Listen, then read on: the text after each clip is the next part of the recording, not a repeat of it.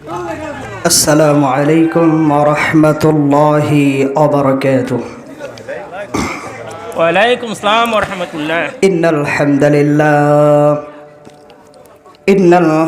لله نحمده ونستعينه ونستغفره ونؤمن به ونتوكل عليه ونعوذ بالله من شرور أنفسنا ومن سيئات أعمالنا من يهده الله فلا مضل له ومن يضلله فلا هادي له نشهد أن لا إله إلا الله وحده لا شريك له هو الذي لا جد له ولا ند له ولا مثل له ولا مثيل له ولا بشير له ولا نذير له الذي أرسله بالحق بشيرا ونذيره وداعيا إلى الله بإذنه وسراجا وقمرا منيرا أما بعد فقد قال الله تعالى في كلامه المجيد وفي فرقانه الحميد فأعوذ بالله من الشيطان الرجيم بسم الله الرحمن الرحيم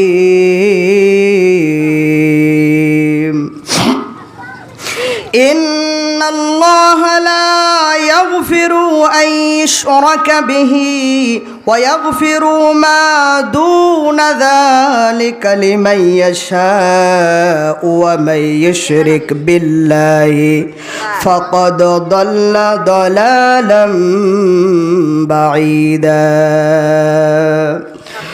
وقال النبي صلى الله عليه وسلم يا ابن آدم لو أنك أتيتني بقراب الأرض خطايا ثم لقيتني لا تشرك بي شيئا لا آتيتك بقرابها مغفرا أو كما قال عليه الصلاة والسلام. وقال الله تعالى إن الله وملائكته يصلون على النبي يا أيها الذين آمنوا صلوا عليه وسلموا تسليما. اللهم صل على سيدنا مولانا محمد وعلى آل سيدنا شافعنا محمد. اللهم سيدنا مولانا محمد وعلى آله شافعنا محمد. درود إبراهيم پر اللهم صل على محمد وعلى آل محمد كما صليت على إبراهيم وعلى آل إبراهيم إنك حميد مجيد. اللهم بارك على محمد كما باركت على إبراهيم وعلى آل إبراهيم إنك حميد مجيد. الحمد لله. কাদিরপুর উত্তরপাড়া জামে মসজিদের উদ্যোগে আজকে তাফসিরুল কোরআন মাহফিলের সম্মানিত সুযোগ্য সভাপতি মাওলানা মোহাম্মদ সানোয়ার হোসাইন পেশ ইমাম অত্র জামে মসজিদ। প্রধান অতিথি AHM ওবায়দুর রহমান চন্দন। প্রধান মেহমান মাওলানা মুফতি ফজলুর রহমান রাশেদি। অবশ্যই কথা বলবেন আমার পর ইনশাল্লাহ। আল্লাহ সুবহানাহু ওয়া তাআলা ভাইয়ের হায়াতে এবং কণ্ঠে বারাকা দান করুন বলে আল্লাহুম্মা আমিন। আমিন। এরপরেই আমার পরে আলোচনা করবেন দ্বিতীয় মেহমান মুফতি HM ওসমান গনি, উল্লাপাড়া, সিরাজগঞ্জ। আল্লাহ সুবহানাহু ওয়া তাআলা আমার এই ভাইকেও দ্বীনের জন্য, ইসলামের জন্য কবুল করুন বলে আল্লাহুম্মা আমিন। আমিন। মহান মনিবের দরবারে শুকরিয়া আদায় করছি যে মহান আল্লাহ সুবহানাহু ওয়া তাআলা আমাদেরকে এই মাহফিলে জান্নাতের বাগানে বসার সুযোগ করে দিয়েছেন। সেই মহান মনিবের দরবারে অন্তরের অন্তরস্থল থেকে শুকরিয়া আদায় করছি, বলি আলহামদুলিল্লাহ। আলহামদুলিল্লাহ। সেই সঙ্গে লক্ষ কোটি দরুদ সালাম বর্ষিত হোক মানবতার মুক্তির দূত সাইয়্যিদুল মুরসালিন, ইমামুল মুরসালিন, খাতামুন নবিয়্যিন, হাবিবে কিবরিয়া জনাবে মুহাম্মদুর রাসূলুল্লাহ সাল্লাল্লাহু আলাইহি ওয়াসাল্লাম। মুআজ্জাজ মুহতারাম ভাই ও দোস্ত বুজুর্গ, আমি আপনাদের সামনে সূরা নিসার 116 নম্বর আয়াতে কারিমা তেলাওয়াত করেছি। নবী আলাইহিস সালাতু ওয়াস সালাম অর্থাৎ হাদিসে কুদসি থেকে একটি হাদিস তেলাওয়াত করেছি। আল্লাহ সুবহানাহু ওয়া তাআলা যতটুকু সম্ভব এর উপরে সঠিক ব্যাখ্যা দেওয়ার চেষ্টা করব ইনশাআল্লাহ। আল্লাহ সুবহানাহু ওয়া তাআলা এই কথাগুলো আমাকে সহ সবাইকে আমলে নেওয়ার তৌফিক দান করুন বলে আল্লাহুম্মা আমিন। মুআজ্জাজ হাজিরিন, মূল কথা হইল এই পৃথিবীতে আল্লাহ তাআলা আমাদেরকে পাঠিয়েছেন কেবলমাত্র শুধুমাত্র তার গোলামি আর দাসত্ব করার জন্য, ঠিক না বেঠিক? এই পৃথিবীতে আল্লাহ সুবহানাহু ওয়া তাআলা শুধুমাত্র মানুষকে বানাইছে, মানুষ তার গোলামি করবে, মানুষ তার দাসত্ব করবে। আল্লাহ তাআলা কোরআনের ভিতরে বলেন, ওয়ামা খালাকতুল জিন্না ওয়াল ইনসা ইল্লা লিয়াবুদুন। কোন আল্লাহু আকবার, জোরে বলেন আল্লাহু আকবার। আল্লাহ সুবহানাহু ওয়া তাআলা এই পৃথিবীতে কেবলমাত্র মানুষ আর জিনকে পাঠিয়েছে তার গোলামি, তার দাসত্ব করার জন্য।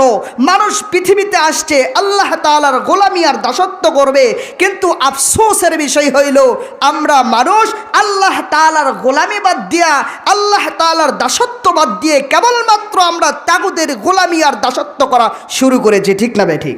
মুআজ্জাজ হাজিরিন, এই পৃথিবীতে কেউ চিরকাল থাকার জন্য আসে নাই। এই পৃথিবীতে যারাই এসেছেন প্রত্যেক মানুষকে মৃত্যুবরণ করতে হবে, কেউ পৃথিবীতে বেশি দিন থাকতে পারবে না। সুতরাং মৃত্যুর আগে আমি কি নিয়ে যাব এইটা আমাকে অর্জন করা বড় জরুরি। কবরের ভিতরে আমি আপনি যাব এইটা বাস্তব, অবাস্তব কোনো বিষয় নয়। পৃথিবীতে প্রত্যেকটা মানুষ মৃত্যুবরণ করবে, এইটা হলো বাস্তব বিষয়। আমি আপনি পৃথিবীতে বেঁচে আছি, এটা হচ্ছে অবাস্তব একটা বিষয়। সুতরাং বাস্তবতাকে আমাকে সামনে রেখে আমাকে আমল জিন্দেগি তৈরি করতে হবে। আজকে যদি আমলের জিন্দেগি আমার তৈরি হয়ে যায়, তামাম পৃথিবী যদি আমার উপর নারাজ থাকে আর আমার ইবাদতের জন্য আমার রব্বুল আলামিন আল্লাহ তাআলা যদি আমার উপর সন্তুষ্টি থাকে, রাজি এবং খুশি থাকে, তাহলে এই পৃথিবীর ভিতরে সবচাইতে কামিয়াবি মানুষ হব আমরা। কোন সুবহানাল্লাহ। কারণ আল্লাহ সুবহানাহু ওয়া তাআলা বলতেছেন, বান্দা দুনিয়াতে পাঠিয়েছি, তুমি আমাকে ডাকো, আমাকে স্মরণ করো, আমি রব্বুল আলামিন তোমাকে স্মরণ করব। কোন সুবহানাল্লাহ। আল্লাহ রব্বুল আলামিন বললেন, ফাযকুরুনি আযকুরুকুম ওয়াশকুরুলি ওয়ালা তাকফুরুন। ও বান্দা, তুমি যদি আমাকে স্মরণ করো, তুমি যদি আমাকে ডাকো, আমাকে স্মরণ করো, আমি রব্বে কাবা বলে দিলাম, আমি রব্বুল আলামিন তোমাকে স্মরণ করব। কন্না সুবহানাল্লাহ।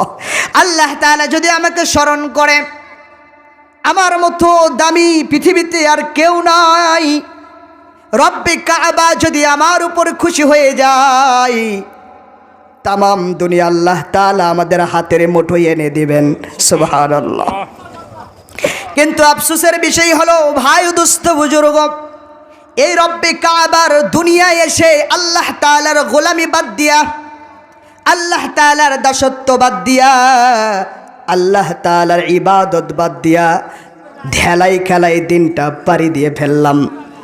আল্লাহ তাআলা বলছেন, বান্দা কেমনে আমি রব্বুল আলামিনকে অস্বীকার করো, কেমনে আমি আল্লাহ তাআলাকে ভুলে থাকো, অথচ তোমাদের কোনো অস্তিত্ব ছিল না, তোমাদের কোনো জীবন ছিল না, অস্তিত্ব ছিল না।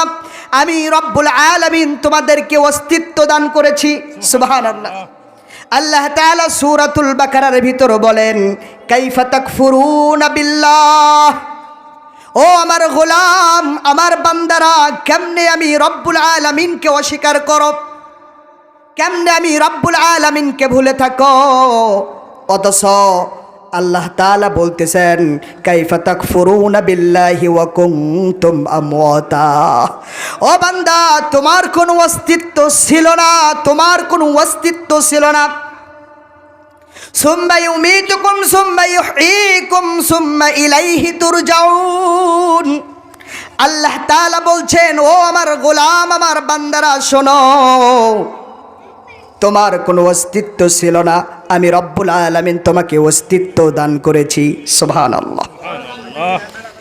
রব্বে কাবা বলতেছেন, বান্দা আমি তোমাকে হায়াতের জিন্দেগি দান করেছি, এরপরে আমি রব্বুল আলামিন আবার তোমাকে মৃত্যু দিব। এই মৃত্যু দেওয়ার পরে আমি রব্বুল আলামিন আবার তোমাকে জীবিত করব। জীবিত করার পরে আমি রব্বুল আলামিন আমার সামনে এসে তোমাকে উপস্থিত করব, আমার সামনে তোমাকে দাঁড় করাবো। কন্যা সুবহানাল্লাহ। আল্লাহ তাআলার কাছে যদি আমাদেরকে যাওয়া লাগে, রব্বে কাবার সামনে যদি দাঁড়ানো লাগে, রব্বে কাবার ইবাদত না করে রব্বে কাবার সামনে কেমনে দাঁড়াবেন?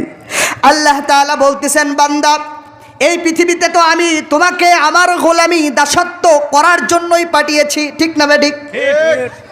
কিন্তু আল্লাহ তাআলার গোলামি আমাদের দ্বারা হচ্ছে না। মসজিদে মুয়াজ্জিম সাহেব আজান দেয়, আমাকে আপনাকে ডাকছেন, হাইয়া আলাস সালাহ, নামাজের দিকে আসো, হাইয়া আলাল ফালাহ, কল্যাণের দিকে আসো, নামাজের দিকে আসো, কল্যাণের দিকে আসো। তার মানে নামাজ হলো মুমিনদের জন্য কল্যাণ, নামাজ হলো মুমিনদের জন্য মেরাজ, নামাজ হচ্ছে মুমিনদের জন্য মেরাজ, নামাজ হচ্ছে আল্লাহ তাআলার নিকটবর্তী হওয়ার একটা মাধ্যম। সুবহানাল্লাহ। বান্দা যখন সেজদা দেয় তখন আল্লাহ তাআলার সঙ্গে বান্দার একটা সম্পর্ক হয়ে যায়। এই জন্য মেরে ভাই, দোস্ত, বুজুর্গ, আল্লাহ তাআলার গোলামি আমরা করব ইনশাআল্লাহ। আমি আপনাদের সামনে আয়াতে কারিমা তেলাওয়াত করেছি, সেদিকে চলে যাই, ভূমিকায় বেশি লম্বা না করি। আল্লাহর হাবিব সাল্লাল্লাহু আলাইহি ওয়াসাল্লাম বলেন, আদ-দাওয়াবিনু সালাসা, গুনাহের আমলনামা হইল তিনটা। গুনাহের আমলনামা তিনটা। গুনাহ লেখার যে আমলনামা আছে, আল্লাহ তাআলা দুই কাঁধের উপরে দুইজন ফেরেশতা রেখেছেন। সুবহানাল্লাহ। আল্লাহ তাআলা বলছেন, কিরামান কাতিবিনা ইয়ালামুনা মা তাফআলুন। কন্না সুবহানাল্লাহ। আল্লাহ তাআলা বলতেছেন, বান্দা আমি তোমার দুই কাঁধের উপরে দুইজন সম্মানিত লেখক রেখেছি, তারা সব সময় তোমাদের ভালো এবং খারাপ দুইটা জিনিস লিখতেছেন। সুবহানাল্লাহ। আমি যদি নেকির কাজ করি ওইটাও লেখছে, আমি যদি গুনাহের কাজ করি সেইটাও লেখছে। যদি আমি কিঞ্চিত পরিমাণ গুনাহের কাজ করি, সরষার দানার চেয়েও ছোট্ট, যেটা অনুবীক্ষণ যন্ত্র দিয়ে দেখা যায় না, এইরকম গুনাহ যদি করি, আল্লাহ তাআলা এইটা লেখার জন্য ফেরেশতা রেখেছেন। সুবহানাল্লাহ। ফামান ইয়ামাল মিসকালা যাররাতিন খায়রান ইয়ারা ওয়া মান ইয়ামাল মিসকালা যাররাতিন শাররান ইয়ারা। আল্লাহ তাআলা বলতেছেন, বান্দা দুনিয়াতে যদি কিঞ্চিত পরিমাণ ভালো কাজ করো, আমি রব্বুল আলামিন কাল কঠিন কিয়ামতের ময়দানে এটা তোমার সামনে উপস্থিত করব। সুবহানাল্লাহ। আর যদি তুমি সামান্য পরিমাণ গুনাহের কাজ করো, আমি রব্বুল আলামিন ওই গুনাহের কাজটা, যে অল্পটুকু গুনাহ করেছো, এইটাও তোমার সামনে এরকম উপস্থিত করে দেখাবো। নাউজুবিল্লাহ। এই জন্য গুনাহের আমলনামা, গুনাহ থেকে বেঁচে থাকা একজন মুমিনের দায়িত্ব, একজন ঈমানদারের দায়িত্ব হলো সে গুনাহ থেকে বেঁচে থাকবে। এটাই হলো একজন মুমিনের সিফাত। আল্লাহর হাবিব সাল্লাল্লাহু আলাইহি সাল্লাম বলছেন আদ-দাওয়িনু সালাসা, গুনাহ লেখার যে আমল নামা আছে এইটা 3 প্রকার। তার মধ্যে এক প্রকার হইল দিওয়ানুন লা ইয়াগফিরুল্লাহ, যেই গুনাহ আল্লাহ তাআলা কখনো মাফ করবেন। তাহলে কোন গুনাহ আল্লাহ তাআলা মাফ করবেন না এটা জানার দরকার আছে না নাই? আছে না ভাই? আল্লাহ সুবহানাহু ওয়া তাআলার যেই গুনাহ আল্লাহ তাআলা মাফ করবেন না, রাসূল সাল্লাল্লাহু আলাইহি ওয়াসাল্লাম বলতেছেন আল ইশরিকু বিল্লাহ, আল্লাহর সঙ্গে শিরিক করলে, আল্লাহর সঙ্গে যে ব্যক্তি শিরক করে এই শিরকের গুনাহ আল্লাহ তাআলা মাফ করবেন। আমাদের চলতে ফিরতে আমাদের গুনাহ শিরিকের গুনাহ হয়ে যায়, কিন্তু আমরা বলতে পারি না। এই জন্য মুআজ্জাজ হাজিরিন আমাদের চিন্তা ফিকির করতে হবে, কারণ এই শিরকের গুনাহ আল্লাহ তাআলা বরদাস্ত করেন না। আল্লাহ তাআলা বলছেন ইন্নাল্লাহা লা ইয়াগফিরু আন ইশরাকা বিহি, নিশ্চয় আল্লাহ তাকে ক্ষমা করেন না যে আল্লাহ তাআলার সঙ্গে শিরিক করে। কাকে? যে আল্লাহ তাআলার সঙ্গে শিরিক করে আল্লাহ তাআলা তাকে কি করেন না? ক্ষমা করেন না।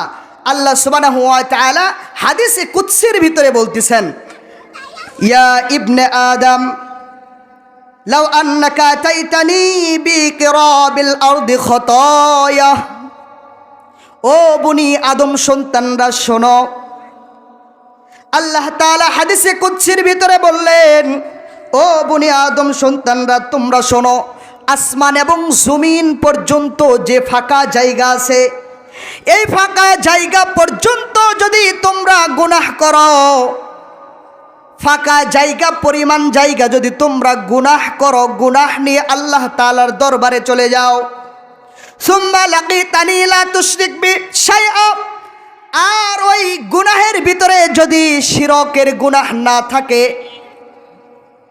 আল্লাহ তাআলা হাদিসে কুদসির ভিতরে বললেন লা আতাইতুকা বিকরাবিহা মাগফিরাহ, আল্লাহ সুবহানাহু ওয়া তাআলা আসমান এবং জমিন পর্যন্ত ওই ফাঁকা জায়গা গুনাহ নিয়ে আসার কারণে আল্লাহ তাআলা ওই বান্দাকে মাফ করে দেওয়ার জন্য অপেক্ষা করে। কোন সুবহানাল্লাহ। তাহলে আল্লাহ তাআলা মাফ করবেন আসমান আর জমিন পর্যন্ত ফাঁকা জায়গা, তার বান্দা তার গোলাম গুনাহ করেছে, গুনাহ করার পরে আল্লাহ তাআলার দরবারে গেছেন, কিন্তু ওই বান্দার এই গুনাহের ভিতরে কি নাই? শিরকের গুনাহ নেই। কি নাই ভাই? শিরকের গুনাহ নাই। আল্লাহ সুবহানাহু ওয়া তাআলা লা আতাইতুকা বিকিরাবিহা মাগফিরা, আল্লাহ তাআলা সেই বান্দাকে মাফ করে দেওয়ার জন্য অপেক্ষা করেন। কোন সুবহানাল্লাহ। তাহলে শর্ত হইল শিরিকের গুনাহ থাকা যাবে না। এইটা বহুত বড় মারাত্মক একটা গুনাহ, যেটা আল্লাহ তাআলা বরদাস্ত করেন না। আল্লাহর হাবিব সাল্লাল্লাহু আলাইহি ওয়াসাল্লাম এবং মুআজ বিন জাবাল রাদিয়াল্লাহু তাআলা আনহু, আল্লাহর রাসূল আর মুআজ একটি উটের উপরে আরোহণ করে যাচ্ছিলেন। মুআজ পিছনে, আল্লাহর রাসূল সামনে, দুইজনের মধ্যে কোনো বিবাদ নাই, পার্থক্য নাই, একে অপরের সঙ্গে লেগে আছেন। আল্লাহর হাবিব সাল্লাল্লাহু আলাইহি ওয়াসাল্লাম মুআজ বিন জাবালকে ডেকে ডেকে বলছেন ইয়া মুআজ হাল তাদরি মা হাক্কুল্লাহি আলা ইবাদিহি ওয়া মা হাক্কুল ইবাদি আলাল্লাহ। আল্লাহর হাবিব সাল্লাল্লাহু আলাইহি ওয়াসাল্লাম বলছেন ও মুআজ, আল্লাহর উপর বান্দার কিছু হক আছে এবং বান্দার উপর আল্লাহ তাআলার কিছু হক আছে, এ বিষয়ে তোমার কি কোনো কিছু জানা আছে নাকি? আল্লাহর হাবিব মুআজকে বললেন, গভীর মনোযোগ দেন, ও মুআজ, বান্দার উপর আল্লাহ তাআলার কিছু হক আছে আর বান্দার উপর আল্লাহ তাআলার কিছু হক আছে, এ বিষয়ে তোমার জানা আছে নাকি? মুআজ বিন জাবাল রাদিয়াল্লাহু তাআলা আনহু বললেন আল্লাহু ওয়া রাসূলুহু আ'লাম, এ বিষয়ে আল্লাহ এবং তার রাসূল ভালো জানেন, এ বিষয়ে আমি মুআজ বিন জাবাল আমি কোনো কিছু জানি না, আমি নগণ্য গোলাম, আমার এ পর্যন্ত কোনো জ্ঞান নাই। গভীর মনোযোগ দেন। আল্লাহর হাবিব সাল্লাল্লাহু আলাইহি ওয়াসাল্লাম বলেন فأن حق الله على عبادي أن يعبدوه ولا يشركوا به شيئا। আল্লাহ তাআলার বান্দার আল্লাহ তাআলার উপর হক হইল, অর্থাৎ আল্লাহ তাআলা বান্দার উপর যে হক পাওনাদার আছেন, এই পাওনাদার হক হইল বান্দা আল্লাহ তাআলার সঙ্গে শিরিক করবে না।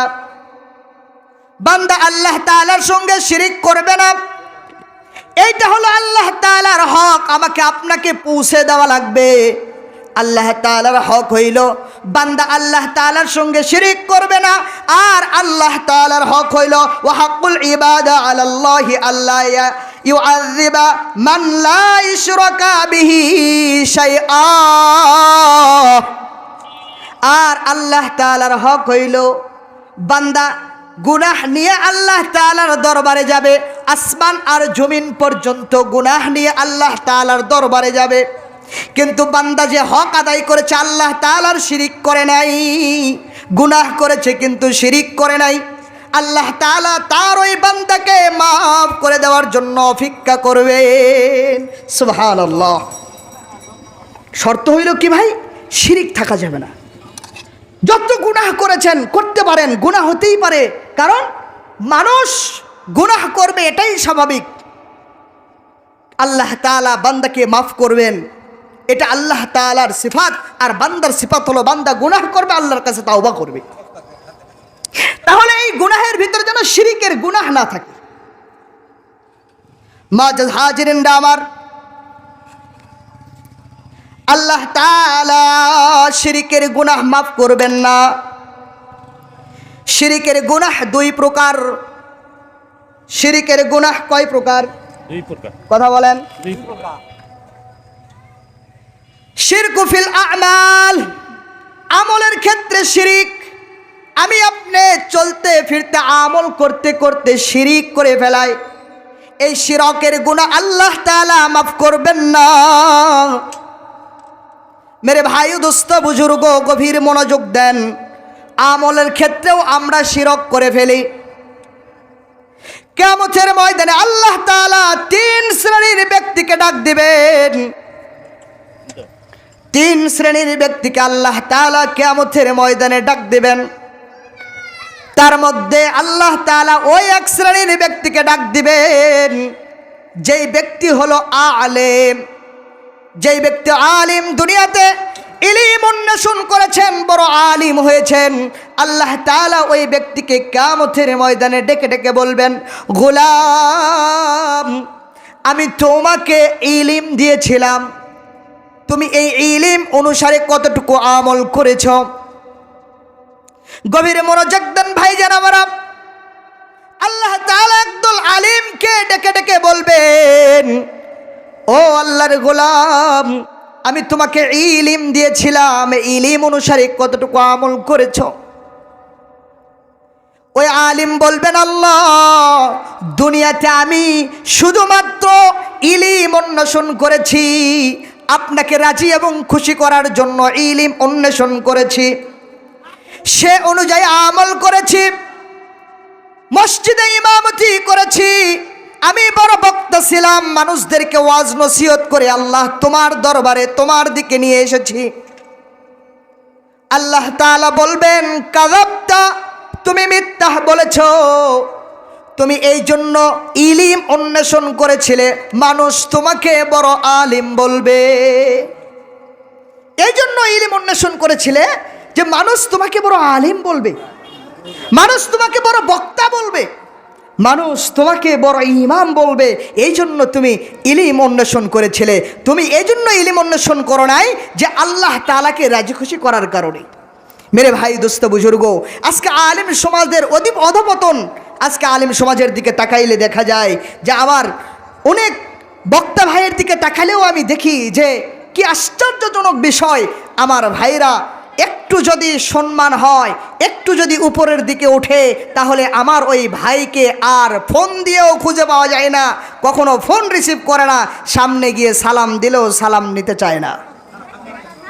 আফসোস, কিয়ামতের ময়দানে আমার আলিম সমাজী ভাইরা কি জবাব দিবেন? আজকে 50,000, 60,000, 1,00,000 টাকা না হলে মাহফিল আসে না। আফসোস। কিয়ামতের ময়দানে কি জবাব দেবেন? আল্লাহ যদি ওই দিন আমাকে ধরে বলেন, মাসুম যা, তুই মানুষের জন্য ওয়াজ করেছিলিস, মানুষের জন্য বক্তা হয়েছিলিস, যা আজকে জাহান্নামে চলে যা। ওই দিনটা কত ভয়াবহ হবে। আমার আলিম সমাজদের অবস্থা এত অধপতন হয়ে গেছে, কি বলবেন আপনাদেরকে। খুবই কষ্ট লাগে আমাকে যে ভাইদেরকে যদি বলা হয় আসেন, 10,000 টাকা দিলেও আসতে চায় না। অথচ আল্লাহর হাবিব সাল্লাল্লাহু আলাইহি ওয়াসাল্লাম তার জিন্দেগিকে কাটিয়ে দিয়েছেন শুধুমাত্র এই দাওয়া ইলাল্লাহর কাছে, শুধুমাত্র মানুষকে দাওয়াত দিয়ে ওসিয়ত করে আল্লাহ তাআলা জাহান্নাম থেকে বেঁচে জান্নাতের দিকে নিয়ে আসার জন্য আল্লাহ রাসূল অজস্র পরিশ্রম করেছিলেন, কষ্ট করেছিলেন, কাফিরদের হাতে মের খেয়েছে। তারপরও আল্লাহ রাসূল সাল্লাল্লাহু আলাইহি সাল্লাম এই দাওয়াত কখনো ছেড়ে দেন নাই। সুবহানাল্লাহ বলেন। আর আমাদের হালত কি? 50,000 না দিলে বেটা মাহফিল আসে না। কত বড় জঘন্যতম একটা কাজ এটা। আসলে আল্লাহ তাআলা কিয়ামতের ময়দানে বরদাস্ত করবেন না। আল্লাহ তাআলা দায়ী হিসেবে পৃথিবীতে পাঠিয়েছেন, কিন্তু আলিম সমাজের অবস্থা হইল অর্থ ছাড়া যেতে পারবো না। আল্লাহর হাবিব সাল্লাল্লাহু আলাইহি ওয়াসাল্লাম বলেছেন, বাল্লিগু আন্নি ওয়ালাউ আয়াহ। তুমি আমার পক্ষ থেকে যদি একটি বাক্য তোমার জানা থাকে, তোমার যদি একটি ইলম জানা থাকে, তাহলে ওইটা তুমি ওপেন করে দাও, গোপন রেখো না। এটা তুমি প্রচার করে দাও, এটা প্রসার করো। সুতরাং আজকে আলিম সমাজ এইটা প্রচার প্রসারণা বাদ দিয়া অর্থ ছাড়া আর সে যায় না। ঠিক না ঠিক বলেন? আফসোসের বিষয় এটা। অথচ সাহাবা আজমাইনদের দিকে তাকান, কোন সাহাবীর লাশ পাওয়া যায় আমেরিকায়, কোন সাহাবীর লাশ পাওয়া যায় এরকম সিরিয়াতে, কোন সাহাবীর লাশ পাওয়া যায় ভারতে। এক এক সাহাবীর এক এক জায়গায় লাশ পাওয়া যাচ্ছে। তার মানে কি তারা কি টাকার জন্য এই দিনের দাওয়াত দিয়ে বেড়াইছিল? মানুষকে জাহান্নাম থেকে বাঁচাইছিল এই জন্য আমি আমার আলিম সমাজদেরকে বলবো, এই জায়গা থেকে ফিরে আসেন। আল্লাহ যদি ধরে ফেলে কিয়ামতের ময়দানে জবাব দেওয়ার কোনো জায়গা থাকবে না। আল্লাহ সুবহানাহু ওয়া তাআলা হেফাজত করুন, বলি আল্লাহুম্মা আমিন। আর কি বলবেন, আমাদের সমাজও পচে গেছে, আমাদের সমাজও পচে গেছে। আমরা এমন একটা পরিস্থিতিতে গেছি যে ওই বক্তা না হলে আমার আর ওয়াজ হবে না, ওকেই লাগবে। ভাই 50-এর জায়গায় তো 60 নেই, তাও আনে দাও, যত টাকা লাগে। ঠিক না ঠিক বলে? গত কয়েকদিন আগের একটা ঘটনা শোনাই। আমার মাহফিল ছিল শিবগঞ্জ হেলিপ্যাড মাদ্রাসায়। চাতন তো লাভ দেন, হেলিপ্যাড মাদ্রাসায় শিবগঞ্জে আমার মাহফিল ছিল। ওই ভাইকে 35,000 টাকা দিয়ে ঠিক করে নিয়ে আসা হয়েছে। ওইখানে খাবার দাবারের পরে আমার কাছে অনেক ভাই এসে বলতেছেন, ভাই আমার ওই প্রধান মেহমানের ডেট নিয়ে দিতে হবে। আমি বললাম ঠিক আছে, ডেট নেবেন আপনারা বসেন, আমি কথা বলতেছি। আমি বললাম ভাই অমুক মাহফিলে আপনার ডেট নেবে, আপনারা কি বলতেছেন? বলতেছেন ভাই 60-এর নিচে কোনো মাহফিল হবে না। চিন্তা করছেন? মানে আর এই সমাজের অবস্থা কি? ওকেই লাগবে আমার, ও না হলে মাহফিল হবে না। ভাই মাহফিল আপনার মসজিদের, আপনার এলাকার মানুষ আপনার জন্য যতটুকু করবে, যতটুকু মানুষ হেদায়েত হবে, দেখবেন ওই জায়গাতে অতটুকু হেদায়েত নেই। এই জন্য আসুন আমরা একটু মুভমেন্টটা চেঞ্জ করে ফেলাই। আল্লাহ সুবহানাহু ওয়া তাআলা সবাইকে বোঝার তৌফিক দান করুন, বলে আল্লাহুম্মা আমিন। বলছিলাম কিয়ামতের ময়দানে আল্লাহ 3 শ্রেণীর মানুষকে ডাকবেন। কয় শ্রেণীর? কথা বলেন, কয় শ্রেণীর? এক শ্রেণীর ব্যক্তি হলো আলিম। একে ডেকে আল্লাহ বলবেন, ইলিমটা কি জন্য অর্জন করেছিলে? আমি তো তোমাকে ইলিম দান করেছিলাম, এই ইলিম অনুসারে কি আমল করেছো? সে বলবে, আল্লাহ আমি বড় বক্তা ছিলাম, আমি মাদ্রাসার হুজুর ছিলাম, আমি মসজিদের ইমাম ছিলাম, আল্লাহ শুধুমাত্র আপনাকে রাজি খুশি করার জন্য এই কাজ করেছি। আল্লাহ তাআলা বলবেন, কাযাবতা, বান্দা তুমি মিথ্যা বলেছ, তুমি মানুষের জন্য আমল করেছিলে, মানুষ তোমাকে বড় আলিম বলেছে, সুতরাং তোমার ঠিকানা আজকে জাহান্নাম, তুমি জাহান্নামে চলে যাও। নাউজুবিল্লাহ। এরপরে আল্লাহ তাআলা ডাকবেন শুহাদা, শহীদকে আল্লাহ তাআলা ডাকবেন। শহীদদেরকে ডেকে আল্লাহ তাআলা বলবেন, ও আমার গোলাম, আমি তোমাকে শক্তি দিয়েছিলাম, তুমি এই শক্তি অনুযায়ী কি করেছিলে? ওই ব্যক্তি বলবেন, মালিক আমাকে আপনি যে শক্তি দিয়েছিলেন আমি আপনার জমিনে আপনার দিন কায়েম করতে গিয়ে আপনার দিন প্রতিষ্ঠিত করার জন্য চেষ্টা করেছিলাম, জিহাদ করেছিলাম, যুদ্ধ করেছিলাম। যুদ্ধ করে আমি আপনার বান্দাদের, আমি আপনার জমিনে দিনকে প্রতিষ্ঠিত করার জন্য যুদ্ধ করেছি। অনেক কাফেরকে জাহান্নামে পাঠিয়ে দেওয়ার পরে আমিও শহীদ হয়ে গেছি। আল্লাহ তাআলা বলবেন, কাযাবতা, ও গোলাম তুমি মিথ্যা বলেছ। তুমি এই জন্য যুদ্ধ করেছিলে, মানুষ তোমাকে বড় বীর বলবে, মানুষ তোমাকে বড় শক্তিশালী বলবে, এই জন্য তুমি যুদ্ধ করেছিলে, মানুষ তোমাকে এইরকম বাহবা দিয়েছেন। সুতরাং দুনিয়াতে মানুষের কাছ থেকে তুমি তোমার পাওনা পেয়ে গেছ, আজকে আমার কাছে দেওয়ার মতো তোমারকে আর কোনো কিছু নাই। এরপরে আল্লাহ তাআলা দানবীরকে ডাকবেন, অর্থশালী ব্যক্তিকে ডাকবেন। ডাকার পরে আল্লাহ তাআলা বলবেন, ও গোলাম, এই দুনিয়াতে আমি রব্বে কাবা তোমাকে অনেক অর্থ দিয়েছিলাম, তোমাকে বিশাল বড় অট্টালিকার মালিক বানাইছিলাম, 5 বিঘা 10 বিঘা 100 বিঘা সম্পত্তির মালিক বানিয়েছিলাম। তুমি এই সম্পদটা কি করেছো, কোন কাজে ব্যয় করেছো? বান্দা বলতে থাকবে, মালিক, আমি ওই অর্থগুলো শুধুমাত্র আপনার রাস্তায় ব্যয় করেছি, মসজিদ বানিয়েছি, আমি মাদ্রাসা বানিয়েছি, এতিমদেরকে খাবার দিয়েছি, গরিবদেরকে খাবার দিয়েছি, আল্লাহ শুধুমাত্র আপনাকে রাজি আর খুশি করার জন্য। আল্লাহ তাআলা বলবেন, কাযাবতা, বান্দা তুমি মিথ্যা বলেছ, কারণ তুমি এই অর্থগুলো শুধুমাত্র এই জন্য বিলিয়েছিলে মানুষ তোমাকে বড় দানবীর বলবে। ঠিক না বেঠিক? সমাজে এমন ব্যক্তি আছে মার হাবা নেওয়ার জন্য বলে আমি 50,000 1 লাখ দেব, এমনও নেতা আছে বলে আমি 1 লক্ষ টাকা দেব, এই মসজিদ হওয়ার জন্য যা কিছু লাগে সব দিব, কিন্তু মাহফিলে লিল্লাহি তাকবীর নেওয়ার পরে ওর কাছে গেলে দেখবেন আর টাকার কোনো খবর নাই। আছে না নাই? অবস্থা এরকম। তার মানে আমার দানটা কার জন্য? মানুষকে দেখানোর জন্য। আমার এই ইবাদতটা কার জন্য হচ্ছে? মানুষের জন্য হচ্ছে, যার কারণে এই ইবাদতের মূল্য আল্লাহ তাআলার কাছে থাকবে না, আল্লাহর কাছে চাইলেও পাওয়া যাবে না। অনেক ভাই আছেন হজ করেন, অনেক টাকা আছে, যদি হজে না যায় মানুষ কি বলবে? নামের আগে টেক লাগাই। অনেক ইয়াতে আছে যে হ্যাম্বেলে নাম দিছে কিন্তু আলহাজ লেখে নাই, ওর অবস্থা খারাপ। আমার একটা মাহফিল এরকম হয়েছিল, আলহাজ লেখে নাই, পরে হ্যাম্বেল চেঞ্জ করে নিয়ে আসা লাগছে। মেরে ভাই, দোস্ত, বুজুর্গ, আমি ইবাদত করব কার জন্য?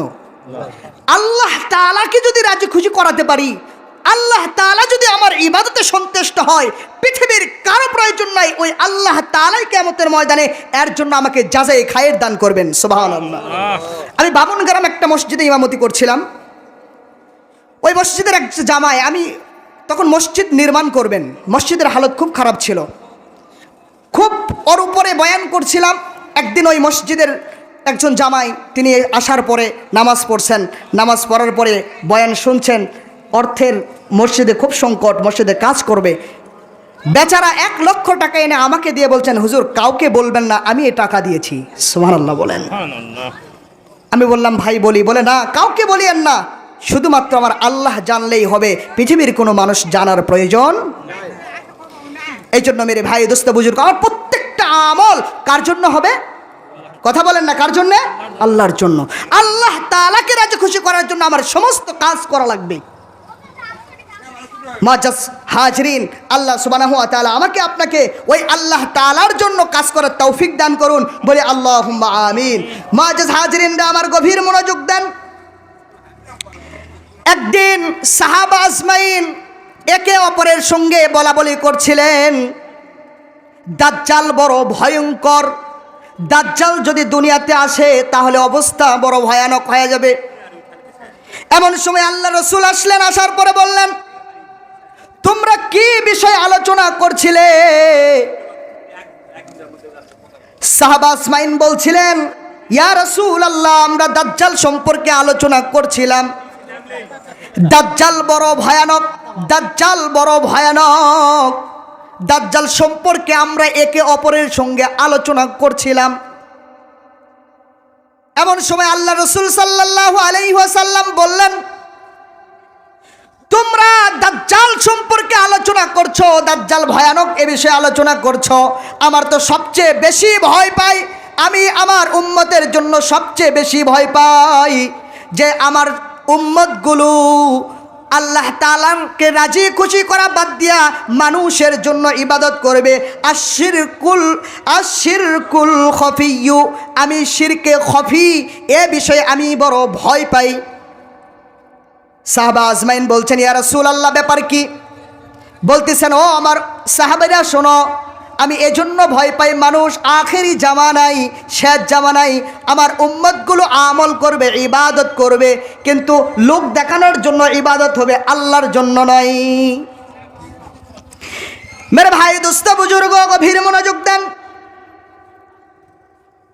মানুষ আল্লাহ তাআলাকে রাজি খুশি করার জন্য ইবাদত করবেন না, মসজিদে ইবাদত করবেন ঠিক, কিন্তু দেখবেন তার পাশে একজন ভাই বসে তার দিকে তাকায় আছে, নামাজ পড়তেছিলেন, একজন ভাই তাকায় আছে, দেখবেন ওই ব্যক্তি আরো সুন্দর করে দেরি করে নামাজ পড়ে।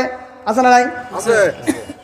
একজন ভাই নামাজ পড়তেছে, ধরেন এলাকার একজন মান্যগণ্য লোক নামাজ পড়তেছে, দেখবেন তার আত্মীয় স্বজন আসছে, আসে কিনা বলেন?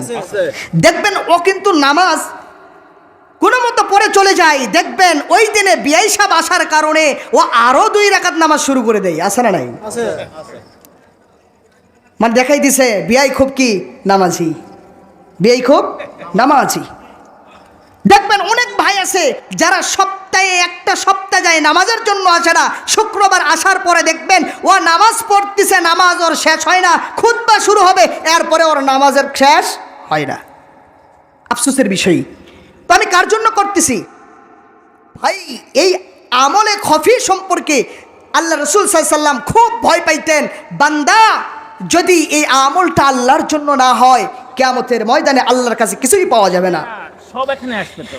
কিয়ামতের ময়দানে আল্লাহ তাআলার দরবারে বান্দা অসংখ্য সওয়াব নিয়ে যাবেন, নামাজের সওয়াব, রোজার সওয়াব, হজের সওয়াব, বিভিন্ন সওয়াব নিয়ে আল্লাহ তাআলার দরবারে কিয়ামতের ময়দানে বান্দা উপস্থিত হবেন, কিন্তু দেখবেন তার আমলনামায় কিছুই নাই, আমলনামায় কিছুই নাই।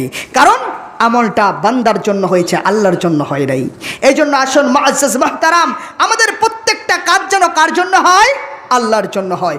আজকে আমরা মাহফিল করেছি, আমরা যেমন মাহফিল এসেছি, আমরা সারিবদ্ধ হয়ে একে অপরের সঙ্গে নামাজে যাব, আমরা নামাজ কায়েম করব, নামাজ কায়েম করব, যাকাত প্রদান করব, এটা যেন আমাদের সমাজে চালু থাকে। মেরে ভাই দোস্ত বুজুর্গ, সময় যেহেতু আর 10 মিনিট আছে, গভীর মনোযোগ দেন। এই পৃথিবীতে আল্লাহ তাআলা পাঠিয়েছেন তার গোলামি, তার দাসত্ব করার জন্য, যে কথা প্রথমে বলেছিলাম। আজকে আমাদের হালত হইল আল্লাহ তাআলার গোলামি দাসত্ব থেকে আমরা অনেক দূরে চলে গেছি। এই পৃথিবীতে আল্লাহর জমিনে আল্লাহর দিন কায়েম, আল্লাহর দিন প্রতিষ্ঠিত করা আমাদের জন্য একান্ত বড় জরুরি বিষয়। আজকে যদি ইসলামী হুকুমত কায়েম হয়ে যায়, আজকে যদি ইসলামী আইন প্রণয়ন হয়ে যায়, দেখবেন কোনো মানুষ বেনামাজি আর থাকবে না। বিল পাস হতে হবে উপরে, ওখান থেকে যদি বিল পাস হয়, দেখবেন আর কোনো বেনামাজি আর কখনো খুঁজে পাওয়া যাবে না। এই জন্য পৃথিবীতে আল্লাহর জমিনে আল্লাহর দিন প্রতিষ্ঠিত করতে গিয়ে অজস্র অক্লান্ত পরিশ্রম করেছিলেন সাহাবা আজমাইনগণ।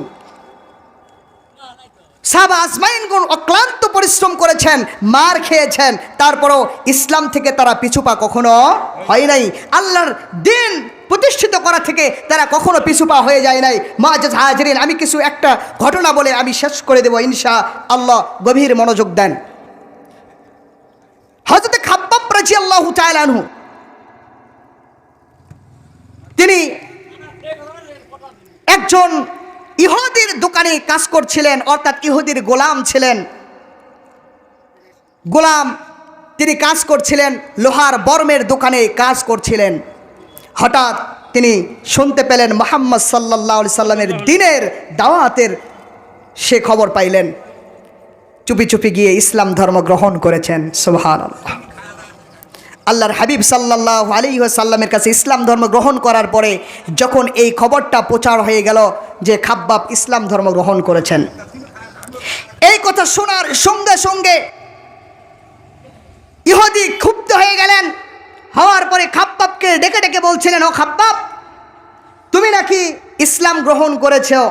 খাব্বাব বলতেছেন, কারণ তিনি জানেন যে মিথ্যা মানুষকে ধ্বংস করে দেয়, মিথ্যা মানুষকে ধ্বংস করে দেয়। তিনি বলতেছেন, আমি ইসলাম ধর্ম গ্রহণ করেছি শুধুমাত্র আল্লাহ তাআলাকে রাজি এবং খুশি করার জন্য। সুবহানাল্লাহ। মানুষের হায়াতের জিন্দেগি অল্প কিছুদিন, আমি চাই যে ইসলাম ধর্ম গ্রহণ করে দিনের কাজ করে যেন দুনিয়া থেকে আমি চলে যেতে পারি। মাঝে হাজিরিন আমার, খাব্বাব রাদিয়াল্লাহু তাআলা আনহুকে বললেন, ইসলাম ছাড়, ইসলাম ত্যাগ কর, মুহাম্মাদের ধর্ম ত্যাগ করে চলে আয়, না হলে তোর অবস্থা বড় খারাপ হয়ে যাবে।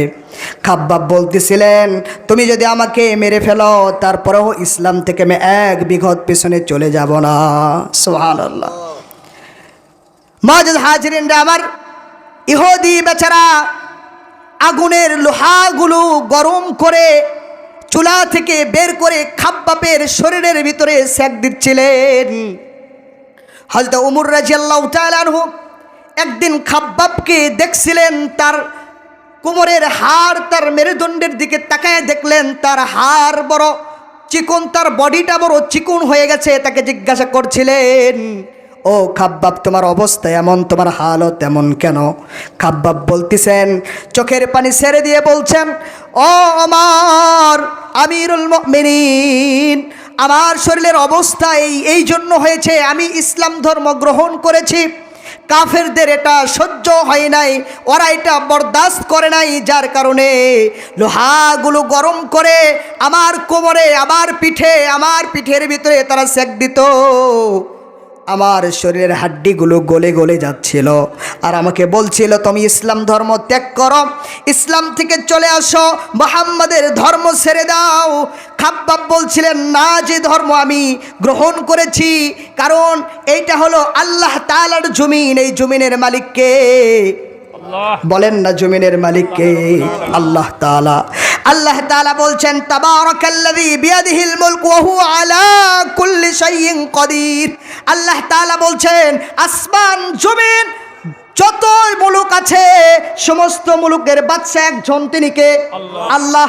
এই জমিনটা আল্লাহ তাআলার, আল্লাহ তাআলার জমিনে শুধুমাত্র আল্লাহ তাআলার হুকুম বাস্তবায়ন হবে, আল্লাহর জমিনে আল্লাহ তাআলার দিন বুলন্দ থাকবে। খাব্বাব রাদিয়াল্লাহু তাআলা আনহু এই জন্য ইসলাম ধর্ম গ্রহণ করেছিলেন, কারো কাছে মাথা নত করে নাই। মুআজ্জাজ হাজিরিনরা আমার, এই জন্য আমাদের হালত হবে, আমাদের অবস্থা হবে, আগামীর দিন, আগামী সামনে আমাদের অবস্থা হবে, সারা পৃথিবীতে যেন ইসলামী হুকুমত কায়েম হয়ে যায়। হবে কিনা বলেন? চিন্তা থাকবে না? প্রত্যেকের চিন্তা একিন থাকতে হবে যে আল্লাহর জমিনে যেন আল্লাহর দিন কায়েম হয়, আল্লাহর জমিনে যেন আল্লাহর দিন প্রতিষ্ঠিত হয়। কারণ আল্লাহর জমিনে যদি আল্লাহর দিন প্রতিষ্ঠিত হয়, আল্লাহর জমিনে যদি আল্লাহ তাআলার হুকুমত কায়েম হয়ে যায়, তাহলে এই পৃথিবীতে কখনো চাঁদাবাজ থাকবে না। ঠিক না ঠিক বলেন? এই পৃথিবীতে দুর্নীতিবাজ থাকবে না। যারা কলমের খোসা দিয়া লক্ষ লক্ষ টাকা এদেশ থেকে বাহির দেশে পাচার করে, ঠিক না ঠিক বলেন?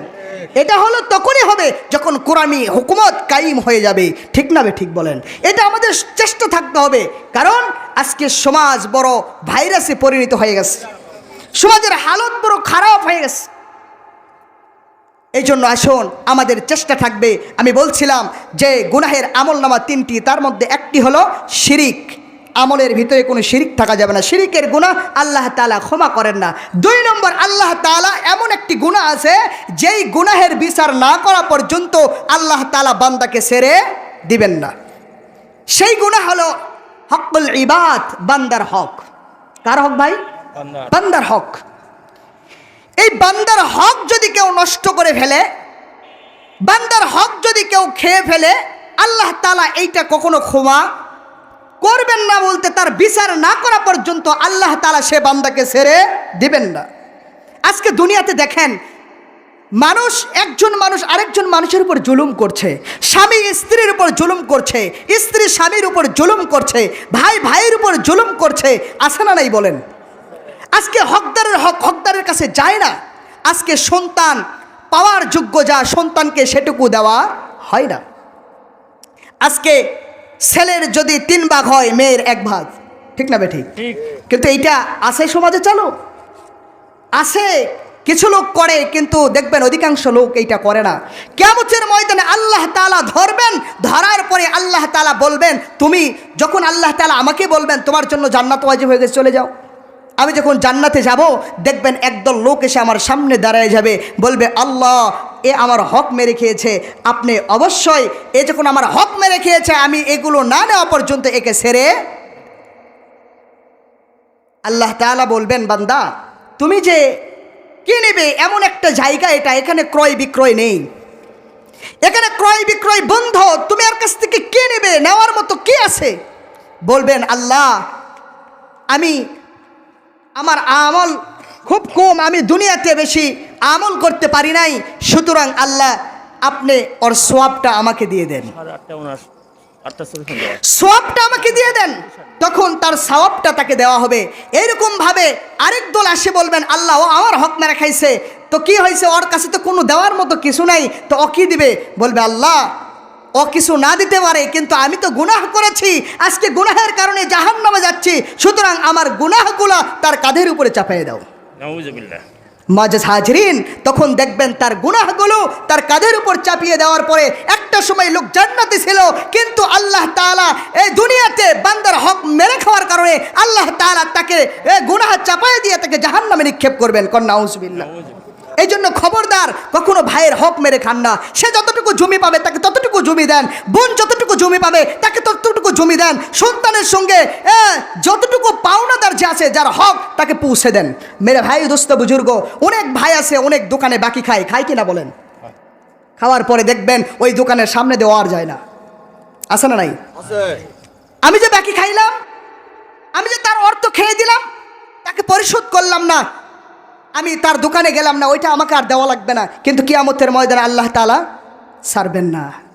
এই জন্য কোথায় বাকি আছে, কোথায় ধার নিয়েছেন, দেওয়ার পরে দেন নাই, ক্ষমতার বলে হোক, নিজের শক্তির বলে হোক, যদি তাকে না দেন আল্লাহ তাআলা ছাড়বেন না।